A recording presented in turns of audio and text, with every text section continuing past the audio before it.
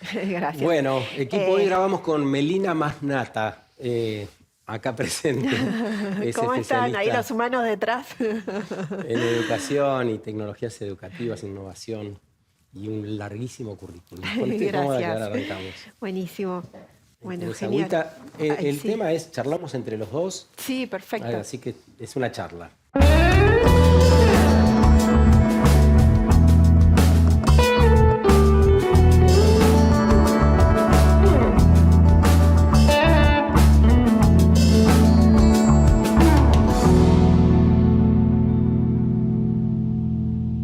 ¿Qué te entusiasma? ¿Qué te convoca? ¿Hay algo que te sulibella? Es decir, que te fascina. Usan mucho en Nicaragua esa palabra. Son tus perjúmenes, mujer, los que me sulibellan. Hay una canción popular de Carlos Mejía Godoy que dice eso. Me parece que es tiempo de reencantarnos con lo que sea, con los vínculos, con el hacer, con las organizaciones, hasta con la economía. Miren lo que les digo. Hoy vamos a tratar de reencantarnos con pasión y hablar sobre educación ahí, con esa idea, con aquello que nos sulibelle, con aquello que nos haga sentir que estamos vivos, que somos parte de este presente y somos una parte activa, no por afuerita. Podemos ser parte, necesitamos ser parte para que la transformación efectivamente suceda después de la transición para la cual no tenemos tanto tiempo tampoco. ¿Cómo estás, Melina? Qué Bienvenida. gusto, Igualmente. Sergio. Wow, qué Sí. introducción. Y creo que qué importante también pensar a la educación, que siempre es como lo último, pero por otro lado, cuando se vuelve mediático, termina siendo el lugar común para Sí, golpear, ¿no? sí, y se puede, ¿crees, pensar con pasión y deseo la educación también? Sí, y es interesante porque en el 2023, cuando se expandió el uso de la inteligencia artificial y Mm, todavía las escuelas, las aulas no sabían qué tenían que hacer, hoy vamos a después contar qué pasó, sí. ¿no? Casi 2 años después. Recuerdo de estar conversando con una docente y en las entrevistas, de cómo ella estaba implementando en el aula y qué estaba viendo como lo que iba a automatizarse y lo que quedaba para el Ujú. rol docente y el rol humano. Y ella en un momento me dice, bueno, pero lo que al final nos va a quedar es el deseo por Mm, enseñar y la pasión por aprender. qué bueno. Como dos puntos y además fue una conclusión y las dos nos miramos como, claro, es eso. Y es eso lo que también le vamos a ceder, sino a los algoritmos, que como sabemos no son Mm. algoritmos, son decisiones tomadas por humanos en compañías, ¿no? Tecnológicas. Melina Masnata tiene un largo currículum que por ahí después vamos leyendo. Es conferencista en educación, en tecnología, en innovación. Pero más allá de todos tus títulos y honores, ¿quién está siendo hoy? Uy, también qué buena pregunta. Y yo siempre digo que docente porque es lo que más me apasiona. Mm, Realmente cuando entro en ese espacio, además a mí ahora me están tocando este cuatrimestre los lunes, que siempre es un mm. desafío dar clases los lunes. Arrancar. Ahí todo cobra sentido, porque creo que siempre lo hablo con un grupo de docentes que somos un poquito eh, activos en esta profesión y decimos que si la gente se enterara de lo que pasa con Mm, este rol, que tiene que ver con que cuando te das cuenta que alguien está por adquirir un conocimiento o generar una reflexión propia, es ese momento único en el que decís, esto no te lo da ninguna profesión. ¿Por qué? Porque cuando uno está generando un proyecto, trabajando en una compañía, en una organización, a veces tu aporte lo ves quizás de acá a unos años, pero en la interacción que hay en el aula, te lo paga ese momento. Y yo creo que estoy siendo esa persona que se mm, define como educadora. También siempre fui una buscadora, mm. que eso a veces va contra los sistemas, porque quien busca innovar o transformar no siempre somos bienvenidos en algún punto. Si bien las palabras, hoy la innovación parecería como un commodity, como decimos, ¿no? O remeras que dicen innovamos. La innovación es dolorosa, es un proceso que también implica gestionar frustración y un montón de otras cosas que no es tan fácil. Entonces, docente, curiosa y exploradora e innovadora, y siempre digo que chubutense, justo conectado con lo que hablábamos antes, porque también creo que resignamos un poco de ver dónde están pasando las innovaciones y los procesos interesantes, y siempre creemos que son las grandes capitales, pero a veces cuando nos vamos a otros lugares empiezan a haber otras respuestas de lo posible. Hablábamos de su lugar natal con Melina porque le conté antes de empezar que antes habíamos grabado con Moira Millán, que también es de Chubut, de la nación mapuche y tehuelche.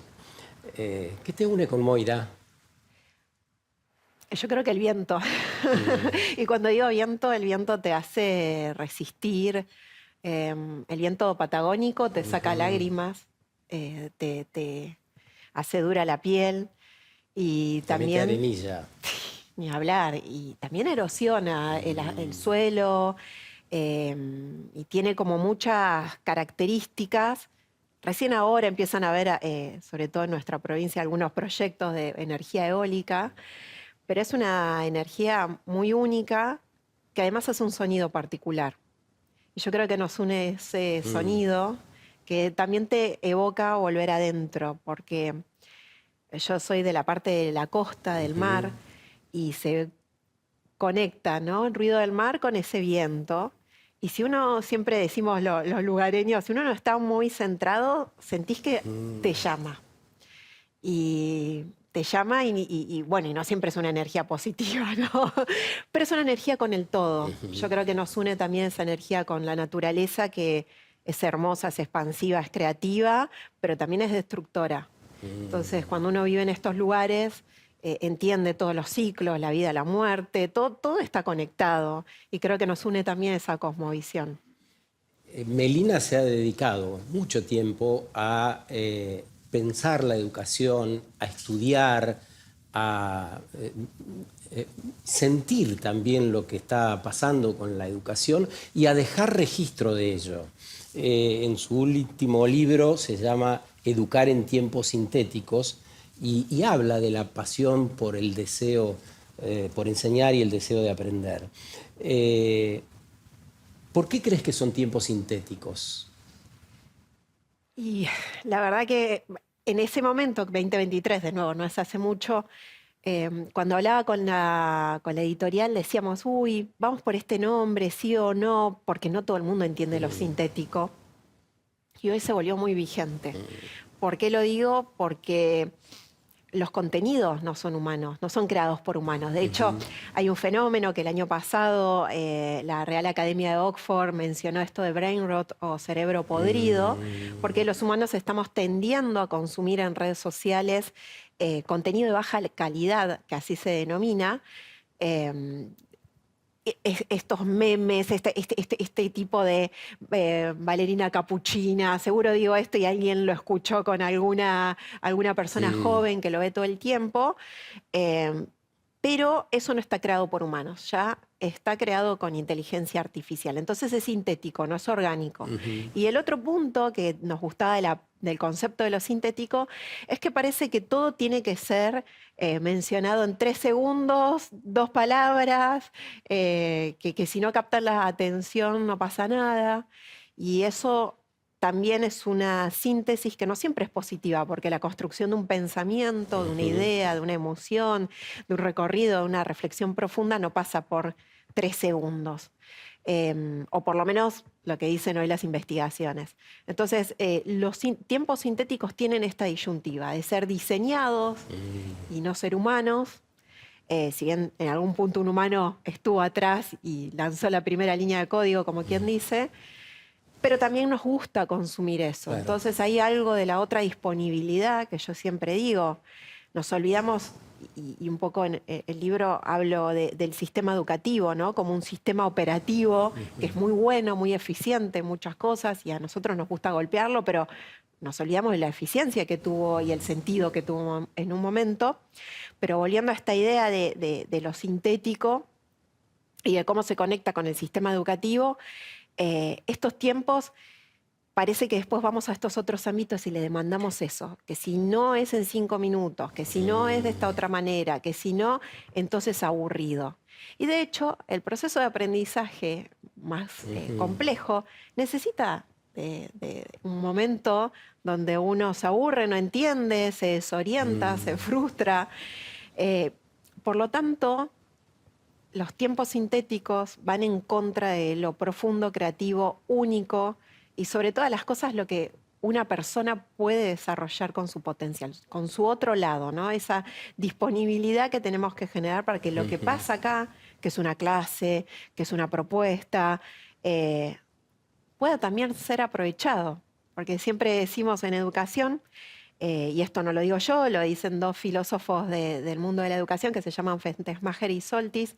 Ellos decían, no es lo mismo enseñar que aprender. Es como correr una carrera y ganarla, o no. Vos podés dar la mejor clase de tu vida y del otro lado ese día fue muy malo para vos y no captaste nada de lo que pasó. Y pudiste dar la peor clase de tu vida, pero ese día vos estabas escuchando o había algo de esa curiosidad con una palabra que vos la mencionaste y para vos fue todo. Lo que yo voy sintiendo en estos tiempos sintéticos, y digo la palabra sentir, pero también de alguna manera investigar, sistematizar y demás, es que nos está faltando este otro 50%, porque, por ejemplo, las inversiones van mucho a dar buenas propuestas educativas, pero hay algo del agenciamiento, que así se llama ese concepto, hay algo de lo que yo me tengo que hacer cargo de esta experiencia educativa que está pagado. Entonces, el tiempo sintético también nos influye en nuestra posibilidad de comprometernos con ese acto educativo. ¿De qué hablamos cuando hablamos de sistema educativo? Bien, bueno, un poco en el libro hago todo el recorrido de cómo se inició nuestro sistema educativo, que la gente tiene esta mirada de Sarmiento, pero tiene una mirada de Sarmiento que no lo interpreta como el Sarmiento que fue a tres países diferentes, fue a Alemania, a Francia, a Estados Unidos, investigó sus sistemas educativos y ahí eligió el que más le cerró con su visión, ¿no?, de país. Pero no hubieron decisiones. Entonces, en esas decisiones que se traen a la hora de pensar el sistema educativo argentino, estuvieron conectadas con un montón de otras proyecciones. Y cuando hablamos de sistema educativo, hablamos de un consenso social que tiene que ver con, por lo menos en la época moderna, que hoy estos son contratos que se tienen que volver a hacer, un proyecto consensuado de qué queremos como fuerza laboral, qué queremos como participación ciudadana. Y lo que nos está pasando acá en Latinoamérica y en el mundo es que no entendemos todavía cuáles van a ser los trabajos del futuro, ni siquiera entendemos cómo son las participaciones ciudadanas del futuro. Porque empiezan a haber un montón de desafíos últimamente con la democracia, ¿no?, con la participación democrática, que la vamos viendo también en diferentes espacios que por ahí era algo que no se ponía en tela de juicio. Sin embargo, con ese racional, este sistema empezó a funcionar muy bien. Funciona bien porque ¿en qué sentido funciona bien? En que nos damos cuenta cuando hay algo que está funcionando mal. Yo digo, lo comparo con un sistema operativo del celular, ¿no? Vos te fijás y decís, no actualicé el sistema operativo cuando algo de tu celular, por ejemplo, algún tipo de aplicación y demás, te lo demanda o no funciona. Pero no es todo el sistema operativo, es una parte. Eso pasa también con el sistema educativo. Lo criticamos, pero no vemos la red invisible que pone a funcionar un grupo de personas, un currículum. Hablamos mucho en el mundo de la educación de lo que se llama el currículum oculto, que es eso que no está enunciado, pero que sí sucede, y que además trae más las normas y las convivencias y lo esperado. ¿Qué hay en ese currículum oculto?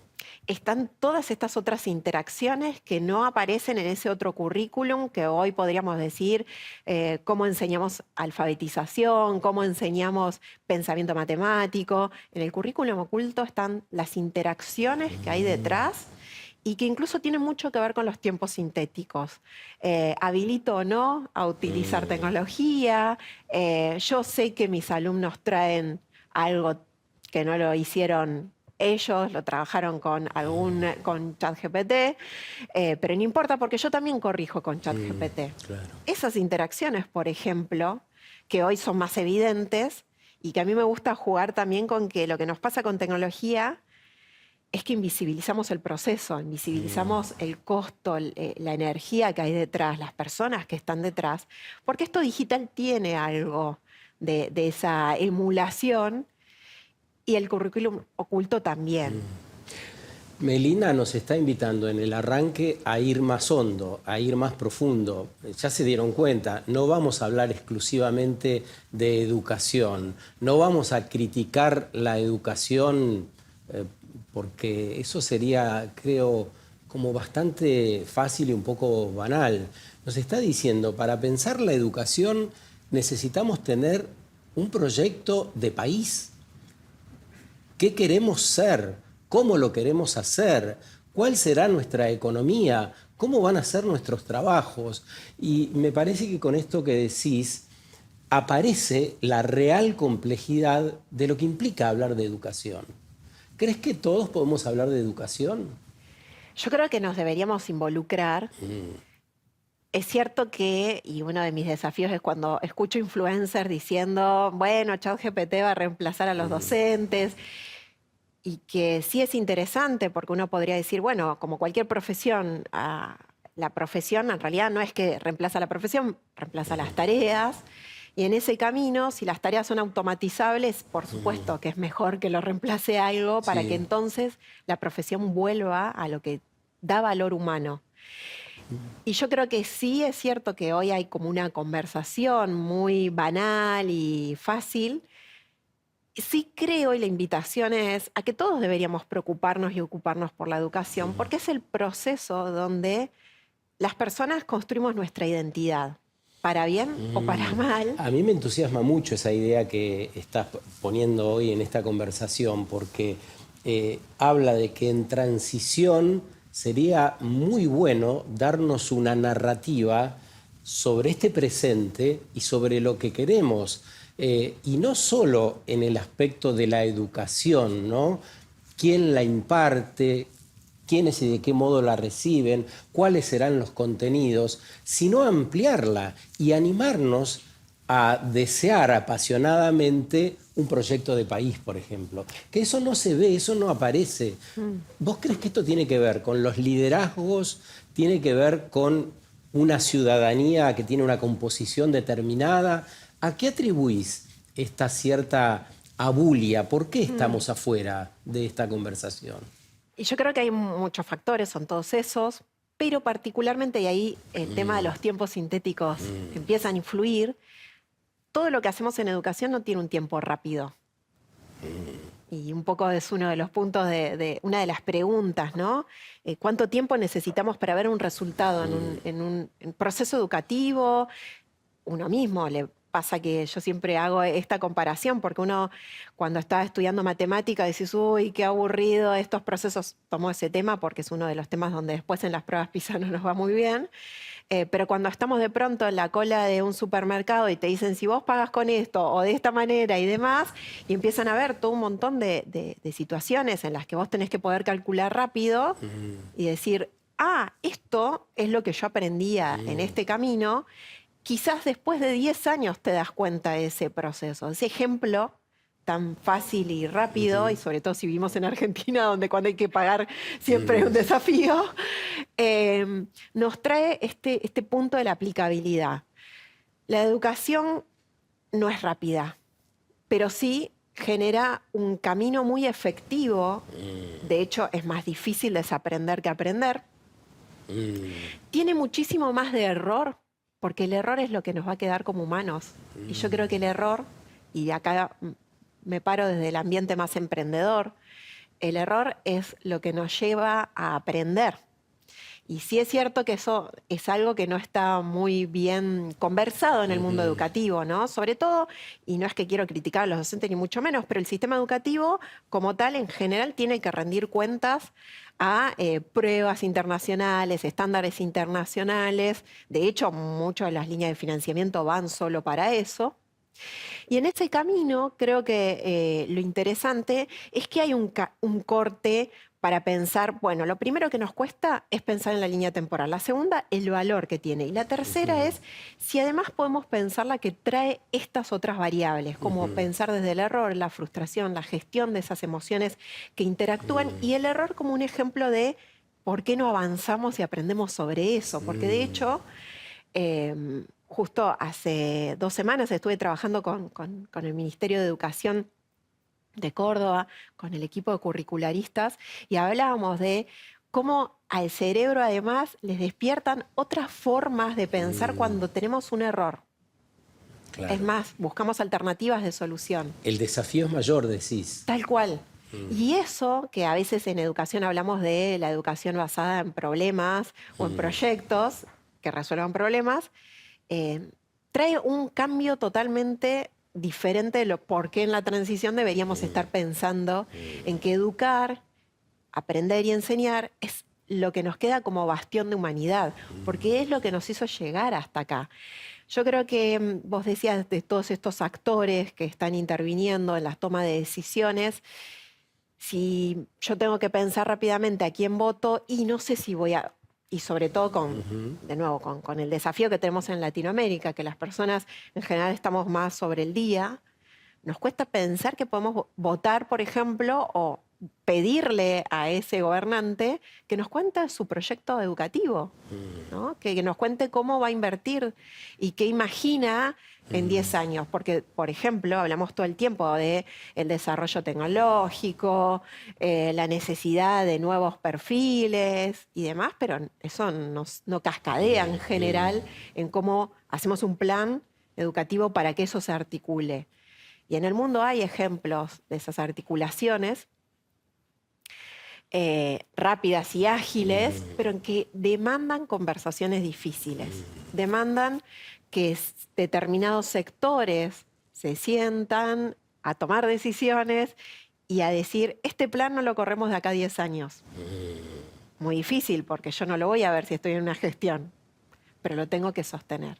Los grandes cambios en los sistemas educativos sucedieron así, con acuerdos que no se movían independientemente de quién estaba en el gobierno de turno, ¿no? Y acuerdos que implicaban también el sector productivo, la sociedad civil, un montón de organizaciones que también responden a esas necesidades. Más allá del rol de los liderazgos, la invitación de este ciclo ha sido de 100 voces diferentes, como saben, invitarlos a pensar y hacer con pasión y deseo cosas que nos traigan ese sulibeyo que les decía en el arranque. Hagamos una pausa muy breve y vamos a profundizar en todo lo que ha estudiado y que puede compartir Melina Masnata hoy.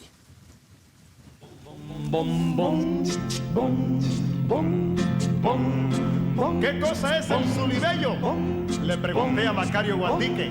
Macario, tomando una piedra, la arrojó contra el río, la piedra fue al fondo y cuando tocó la superficie me dijo, mírela, mírela cómo se sulibella. Son tus perfumes, mujer, los que me suliberían, los que me suliberían. Son tus perfumes, mujer, son tus perfumes, mujer, ¡La palma! los que me suliberían, los que me suliberían. Son tus perfumes, mujer. La primera en la frente dijo Espiridión Pichincha. Y aquí está Espiridión. Aquí está. Tus ojos, Ay, ay, ay. tus ojos son de colibrí, ay como me aletean, Ay, cómo me aletean tus ojos. colibrí.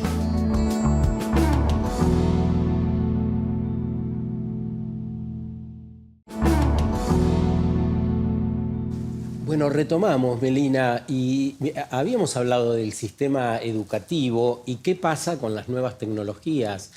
¿Ese sistema educativo debería exclusivamente incorporar estas nuevas tecnologías o quizá el sistema educativo irá por un lado y habrá otras enseñanzas que nos entrarán por otro, para decirlo de un modo sencillo? No, está buenísima tu pregunta porque creo que lo que está pasando en la práctica es que la tecnología ya está en el aula, los docentes incluso la usan para planificar, no es algo que Claro. esté tan mencionado, de hecho también la usan para evaluar. Por lo tanto, es algo que está presente. Lo que sí nos está faltando es estas normativas que ordenen y que cuenten cuáles son buenas prácticas, cuáles son prácticas en las cuales estamos cediendo algo que todavía no entendemos qué es, y acá hago un doble clic y digo, lo que puede ser es tu huella digital.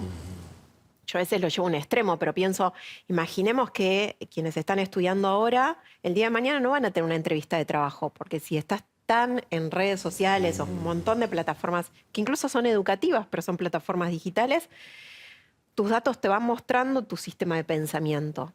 Entonces, no falta mucho para que uno encuentre cómo piensa Sergio, por ejemplo, o qué emociones o estímulos lo hacen pensar o tomar ciertas decisiones. Y esos son los puntos en los que tenemos que entender que estamos cediendo cuando algo aparece como gratuito o cuando algo no es que aparezca como gratuito, pero sí tiene sus bemoles, que no está bien ordenado.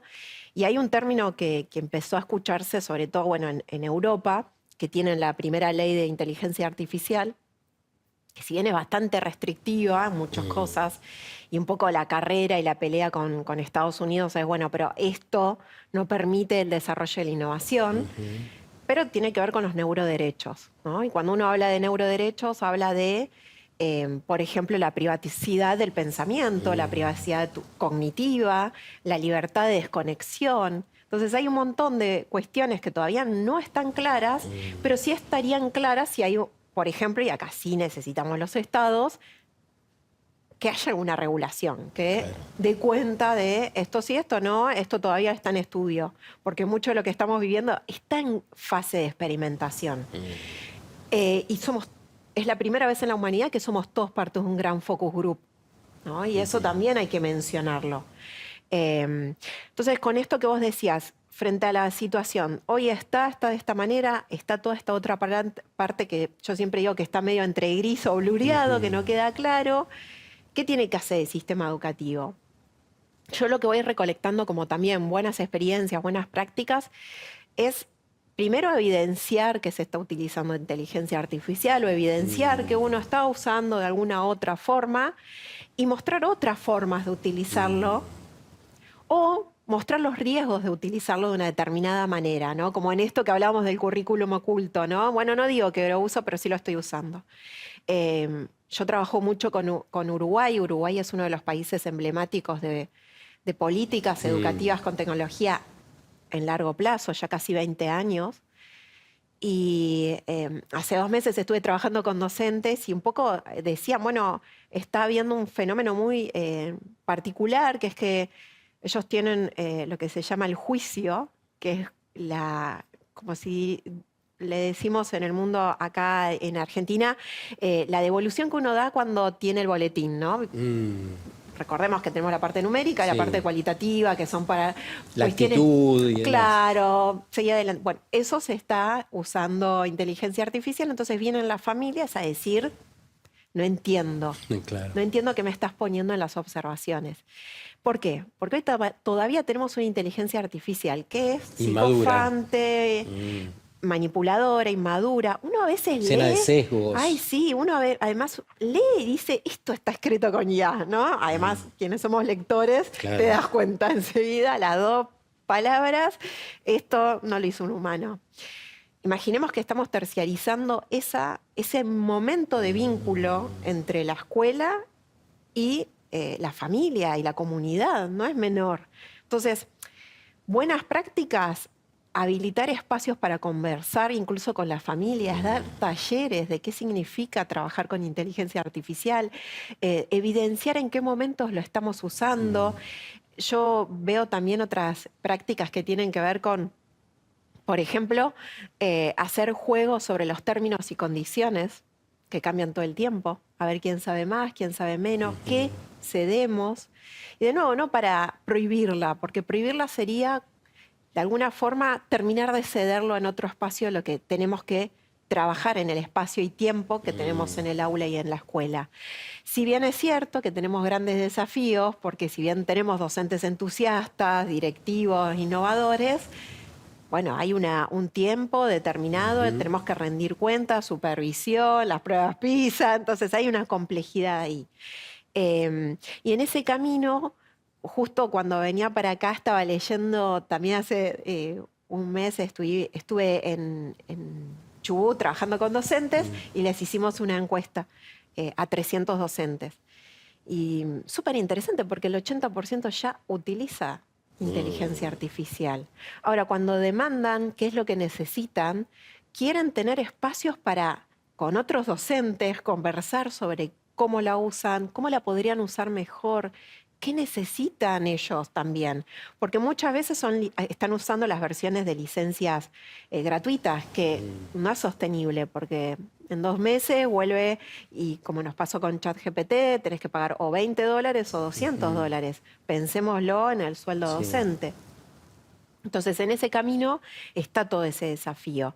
Y después tenemos las grandes líneas de los desarrollos tecnológicos, como Google para la educación, que hace una semana, y me gusta contarte como esto que es todo el día a día, ¿no?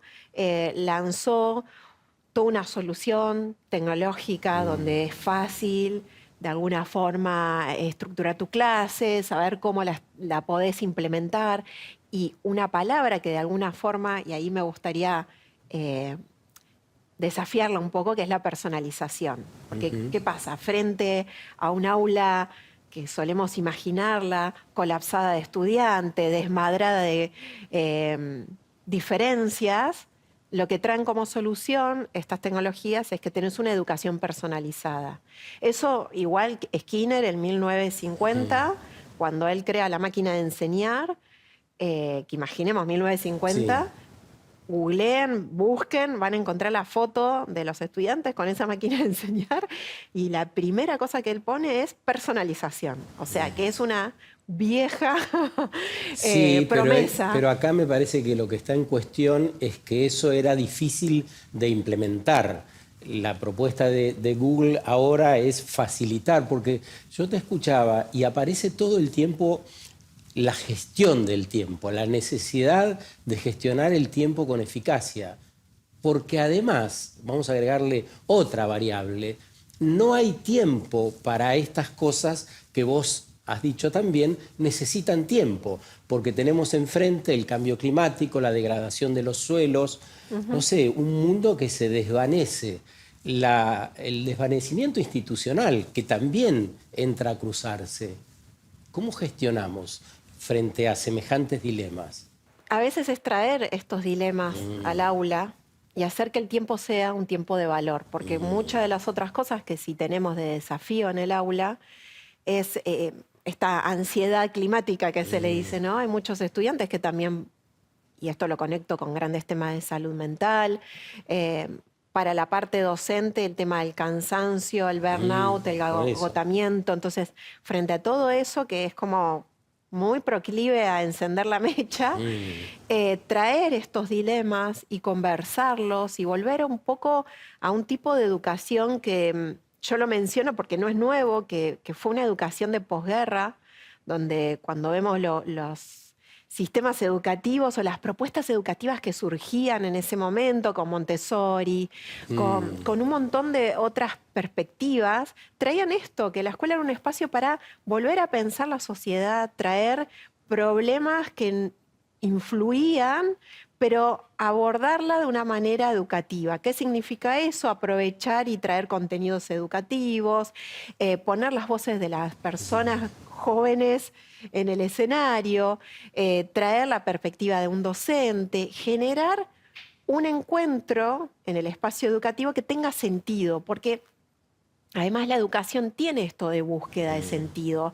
Siempre está esta tensión del para qué. Y yo creo que muchos docentes que en este recorrido se hacen experiencias interesantes, tratan de encontrarle rápido ese para qué. Incluso gestionar un para qué que es, lo vas a entender en un tiempo, pero puede venir por este camino.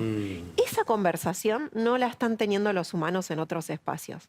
No las tenemos en los trabajos, no las tenemos en las interacciones, no las tenemos en otros órdenes. Repasemos por qué no las tenemos, Melina. Porque son dolorosas y desafiantes. Y porque yo creo que el perfil de quien se dedica a educar y la escuela en sí misma siempre trató y trabajó con la pregunta y con el desarrollo de ese pensamiento, un pensamiento que no siempre es lineal, vuelvo a decirlo, ¿no? Que a veces trae confrontar. Y acá en este para qué que me desafías, yo creo que además cuando utilizamos inteligencia artificial, cada vez más nos está acercando a conversar con personas que somos parecidas, no con personas que somos diferentes. Y el aula es eso, el aula es que te molesta el de al lado, que no te bancás a la persona de enfrente. Es trabajar todo el tiempo con esa diversidad, esa tensión.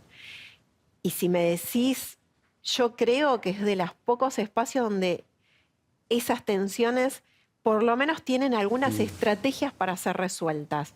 No digo que las mejores, a veces son las punitivas, a veces no. Hay escuelas que, por ejemplo, una escuela acá en Campana, que es una escuela técnica, que después de la pandemia vio un desgranamiento muy alto en el secundario.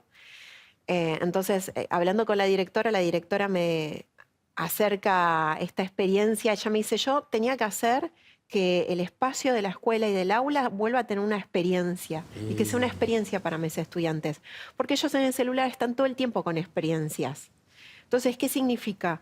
Agarré la plantilla de mis docentes, de mis preceptores, tutores, los nombres que querramos para el que es más administrativo y ordena los vínculos, si se quiere, de respeto y de todo esto que hablamos a veces.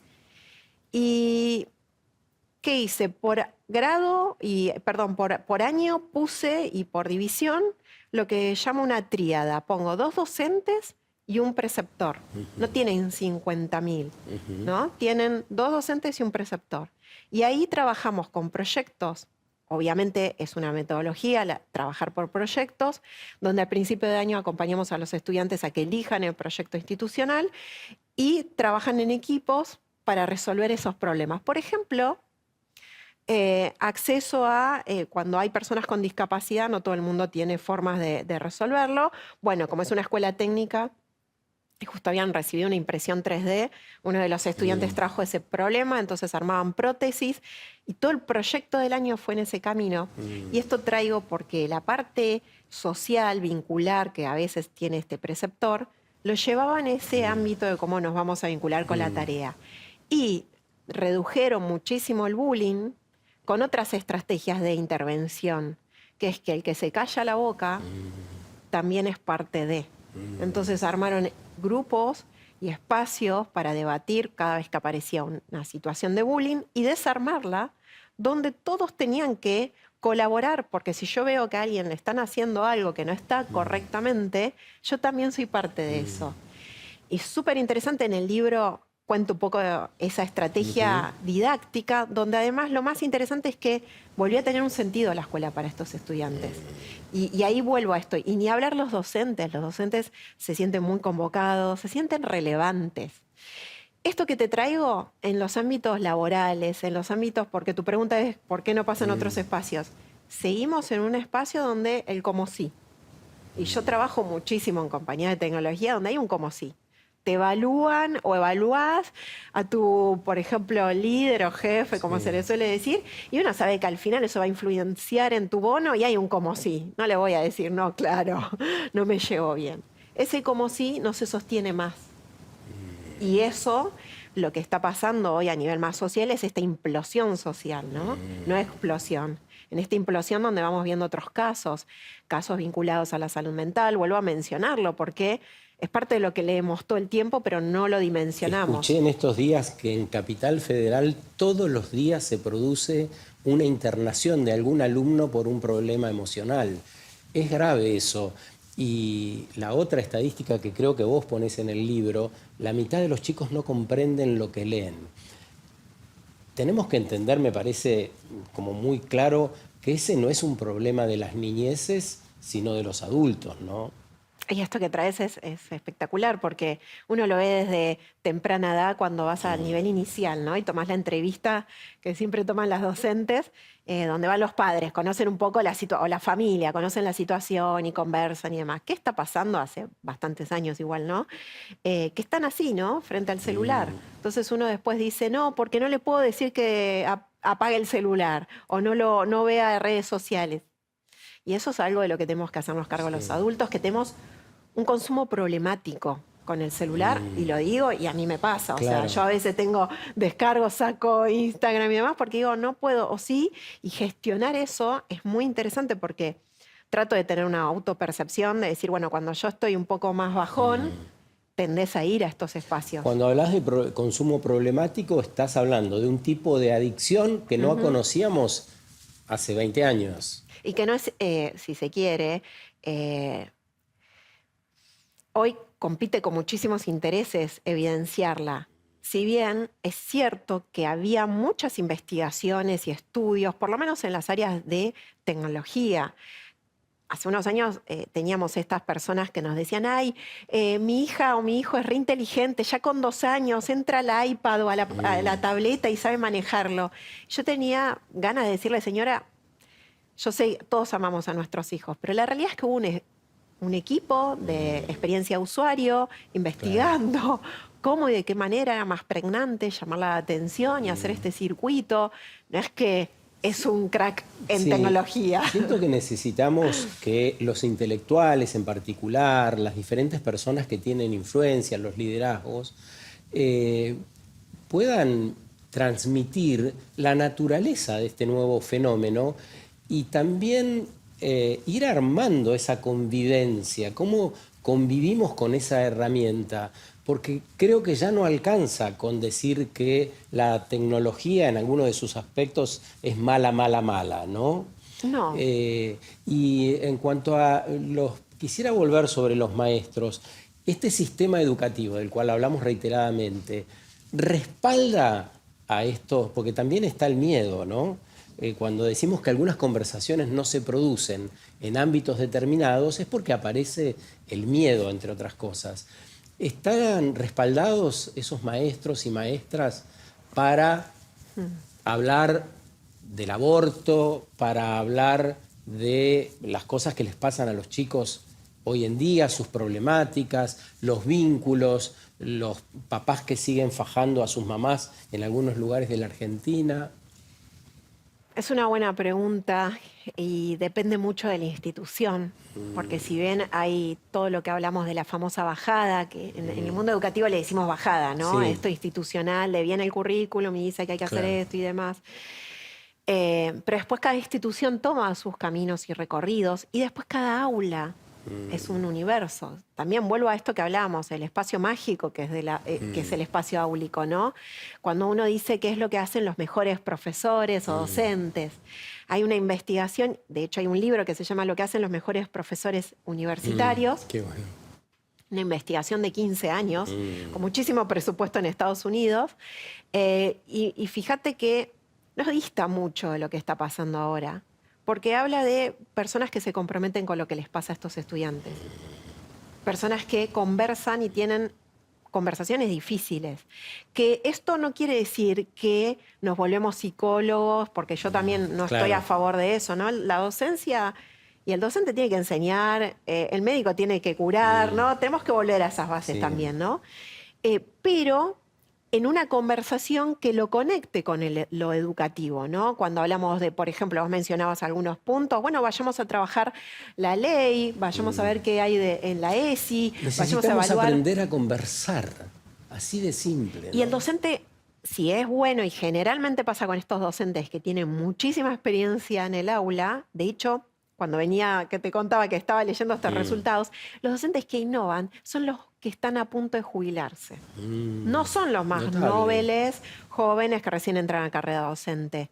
Porque hay dos causas. Una es que sabés manejar el emergente. El aula es un espacio emergente todo el tiempo, en donde uno escucha lo que dice un estudiante o le preguntas, ¿y por qué? ¿Qué te pasó? Y lo lleva al contenido y al momento en donde podés sacar de ahí algo para abordar. Es decir, herramientas de seguridad. Tal cual. Entonces, frente a tu pregunta, el respaldo, yo creo que hay todo un camino para volver a cuidar a la docencia alemán muy vapuleada, pero además porque lo están también trayendo los números, cada vez menos personas se dedican a la docencia. Y la docencia, cuando uno piensa y mira, te doy un ejemplo, Elon Musk, ¿no? Que es este gurú que todo el mundo estamos ahí viendo qué hace, él creó una escuela para sus hijos que se llama Ad Astra, con filósofos que les enseñan, humanos enseñando. No tienen pantallas y lo que hacen es un método socrático, ¿no? Esto que vos decís, la conversación, la pregunta. Entonces, si uno piensa que lo elitista va a ser el encuentro, la posibilidad, la conversación humana, eso es lo elitista y lo caro, no el espacio de acceso a la tecnología como la conocemos, ¿no? En el final de nuestra conversación, yo quisiera rescatar esto que apareció, que es todas y todos necesitamos tener estas conversaciones de la educación, pero también del país que queremos, de los trabajos, de los vínculos, de las ciudades que queremos habitar. ¿Qué dirías de final para disparar en quienes nos están viendo esa conversación necesaria que implica automáticamente un involucramiento diferente? Una conversación que pueda ser dada en la mesa del domingo, con los amigos tomando una cerveza, en cualquier ámbito de estos que los argentinos nos gusta frecuentar. Está buenísimo. Yo creo que lo primero es qué es lo último que aprendimos, ¿no? Hacerse esa pregunta, ¿qué es lo último que aprendiste? ¿Y cómo lo aprendiste? Las personas no somos muy buenas identificando cómo aprendemos mejor, Wow. ¿no? Que es algo muy propio, donde uno dice, bueno, yo aprendo mejor escuchando un podcast, viendo este programa. Las personas tenemos que identificar cómo aprendemos mejor. Entonces, frente a la pregunta, ¿qué es lo último que aprendiste? ¿Cómo lo aprendiste? Y el otro punto, y acá creo que tiene que ver con un poco esta otra solución, estaría buenísimo generar espacios, hasta tertulias te diría, donde uno podría traer este tema de qué es la educación, cómo la tenemos que pensar y por qué es tan pregnante e importante. Porque de verdad es lo único que nos va a quedar. De hecho, los chinos suelen decir, cuando uno aprende una gran potencia que casi no vemos, pero Sí. sigue evolucionando y nos gana tiempos de historia, cuando uno aprende eso nadie te lo va a sacar. ¿Qué significa que nadie te lo va a sacar? Por eso hay tanta inversión. Tiene que ver con que lo material puede desaparecer, pero ese aprendizaje es tuyo, es único, es inédito y es potenciador de una creación posible, ¿no? Permitime dar testimonio A ver. en este encuentro. Nosotros organizamos con un grupo de personas lo que llamamos el nosotros. Y es encuentros en casas de familia a tomar mate y comer un bizcocho para conversar sobre futuros posibles. Y entonces ahí hablamos de educación, de salud, de cómo queremos curarnos, de cómo queremos educarnos, cómo queremos trabajar, cómo pensamos el futuro. ¿Es esto que vos estás diciendo? Es eso, es volver a la tribu. Una tribu Eso. que además uno cuando se sienta también no siempre está de acuerdo, pero No, la interacción claro. humana nos saca como de este otro desafío. Y te digo lo último que Sí. me parece que es poderoso. Pensar también con lo pregnante que es el mundo educativo, hasta otras sensorialidades, como el olor a la escuela, cuándo fue tu mejor momento, cuándo sentiste que aprendiste, porque todos tenemos esa percepción de este momento pensé y entendí Sí. esto, ¿no? Ese momento, compartir todo lo otro positivo que sí tiene, porque a veces tendemos a ir a eso negativo, incluso pensar quién fue esa mejor maestra o maestro, que también nos lleva a ese modelo de rol y un modelo de liderazgo. Lindo, lindísimo todo lo que nos has dicho hoy. Muchas gracias por el espacio, Sergio. Gracias, Melina. ¡Wow! ¿Cuánto para hacer? ¿Cuánto para contagiar? Necesitamos contagiarnos, reentusiasmarnos en esta necesidad de conversar para el encuentro, de conversar para poder diseñar futuros posibles, para sentirnos parte, nada más ni nada menos. Bueno, que tengan una buena noche. Los espero de lunes a jueves en el canal de la ciudad por ahora y después en YouTube o cualquier plataforma de estas que hemos mencionado hoy, que también tienen mucho bueno o mucho de bueno para darnos si es que la sabemos utilizar. Que la pasen lindo.